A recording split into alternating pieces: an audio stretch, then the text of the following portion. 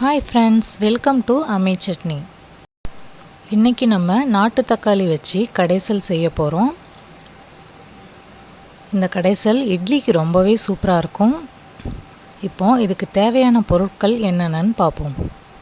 நல்ல பழுத்த நாட்டு தக்காளி ஒரு 6-7 எடுத்துக்கோங்க.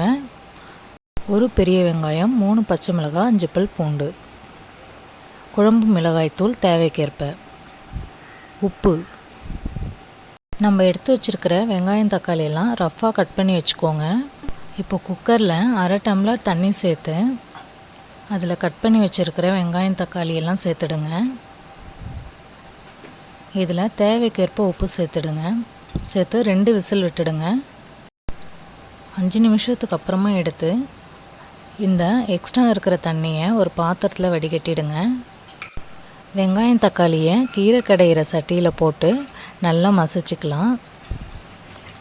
இது நீங்கள் மிக்சியில் போட்டிங்கன்னா அது குழ குழன்னு இருக்கும். ஸோ இது மாதிரி மசிச்சிட்டிங்கன்னா நல்லாயிருக்கும். இப்போது நமக்கு கடைசல் ரெடி ஆகிடுச்சு. தாளிக்க கடாயில் 1 ஸ்பூன் எண்ணெய் விட்டு அது காஞ்சதுக்கப்புறமா கடுகு உளுத்தம் பருப்பு போடுங்க. இது நல்லா பொரிஞ்சதுக்கப்புறமா நம்ம கட் பண்ணி வச்சுருக்கிற வெங்காயத்தையும் கறிவேப்பிலையும் சேர்த்துடலாம். நான் ஒரு சின்ன சைஸ் பெரிய வெங்காயத்தை எடுத்து கட் பண்ணி வச்சுருக்கேன். அதை போட்டு நல்லா வதக்கிக்கோங்க. இப்போது இதில் நம்ம காரத்துக்கு ஏற்ற மாதிரி குழம்பு மிளகாய்த்தூள் சேர்த்துக்கலாம். நான் 1 ஸ்பூன் சேர்த்துருக்குறேன். இதை லைட்டாக வதக்கிக்கோங்க. இதில் இப்போ நம்ம வடிகட்டி வச்சுருக்கிற அந்த தண்ணியவும் சேர்த்து ஒரு 3 நிமிஷம் கொதிக்க விடலாம். அப்போ தான் அந்த மிளகாத்தூளோட ஸ்மெல் போகும்.